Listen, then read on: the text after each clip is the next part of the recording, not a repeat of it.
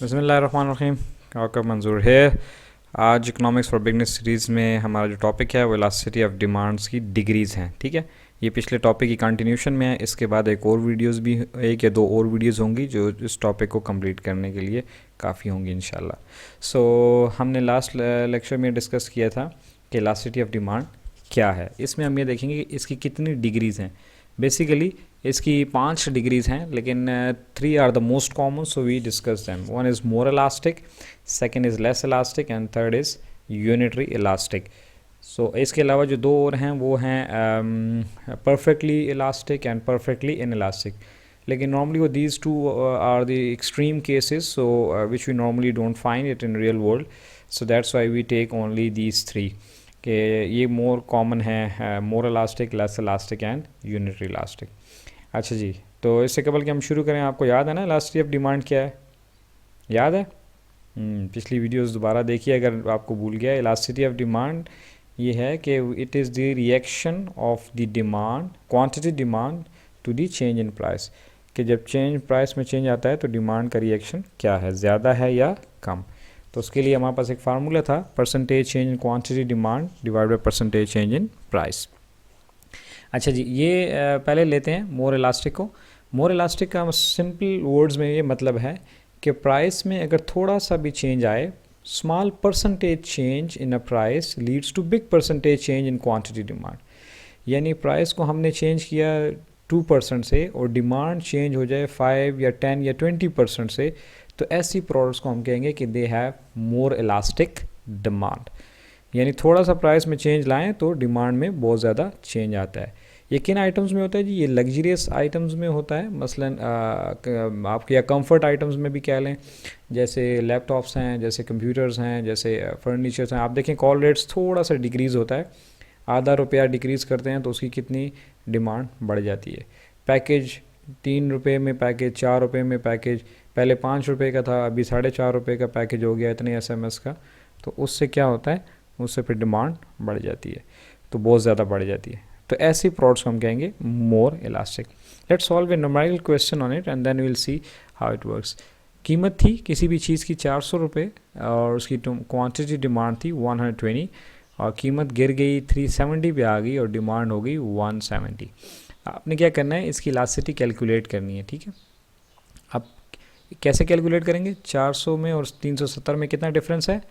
30 का। तो 30 को आप डिवाइड करेंगे 400 पे और फिर उसको मल्टीप्लाई कर देंगे 100 पे, तो आपके पास आ जाएगा ये वाला figure, percentage change in price. उसको यहाँ पे पुट कर दीजिएगा और फिर क्वांटिटी में कितना डिफरेंस है, कितना चेंज है जी? 50।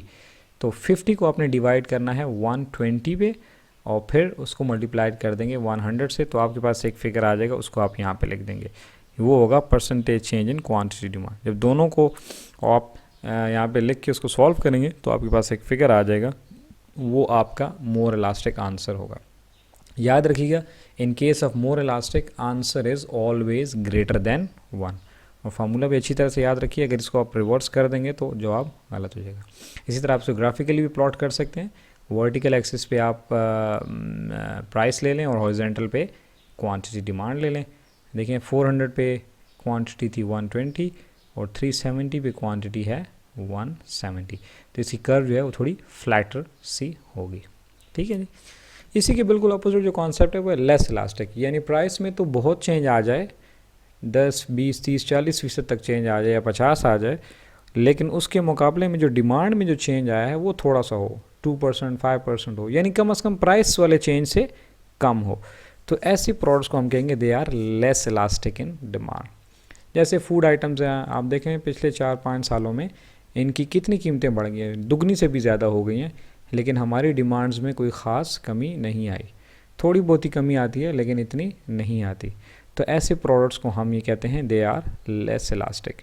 तो कीमतें अगर बढ़ती भी चली जाएं या चेंज होती चली जाएं तो उसकी डिमांड में इतना कोई ख़ास फ़र्क नहीं आता है लेकिन थोड़ा सा है, उसको हम कहते हैं लेस इलास्टिक। उनमें जो रिस्पॉन्स है, रिएक्शन है, वो बहुत थोड़ा है, तो इसलिए हम उनको कहते हैं लेस इलास्टिक। इसका न्यूमेरिकल आप देखें कैसे है। ये आप देखेंगे 10 है प्राइस, तो डिमांड थी लेट सपोज 4 यूनिट, जब प्राइस गिर के 6 हो गई तो डिमांड हो गई 5। तो उसी तरह आप कैलकुलेट करेंगे जैसे मैंने थोड़ी देर पहले बताया। आपको दोबारा उसको सुन लीजिएगा वीडियो को बैक करके। फार्मूला भी वही है जो पिछली स्क्रीन पे आपको नज़र आया था, उसे कैलकुलेट करेंगे तो आंसर इसका इंशाल्लाह लेस देन 1 आएगा। So in case of less elastic answer is always less than 1। इसको जब प्लॉट करेंगे देखें 10 पे थी डिमांड 4 यूनिट और 6 पे जो डिमांड थी हमारी 5 यूनिट थी, ठीक है। तो कर्व इसकी जो है ये देखें स्टीपर है। आपको याद होगा जो मोर इलास्टिक कर्व थी वो इस तरह आ रही थी यूं करके, और ये जो इसकी है ये स्टीपर है, वो ज़रा फ्लैटर थी।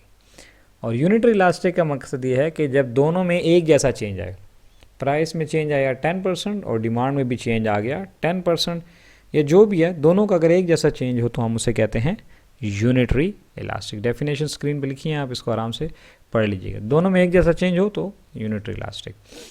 इसका भी देखें वही इसी तरह आपके पास टेबल है, ग्राफ है, इसको कैलकुलेट करेंगे तो इसका आंसर जो आएगा वो एग्जैक्टली 1 आएगा। जितना परसेंटेज चेंज प्राइस में है उतना ही परसेंटेज चेंज डिमांड में भी आपको नज़र आएगा। So this is all about the degrees of elasticity. In more elastic answer is greater than 1, in less elastic answer is less than 1, in unitary elastic answer is equal to 1। ठीक है जी। So thank you very much। इंशाल्लाह next उसमें हम फिर mid point formula discuss करेंगे।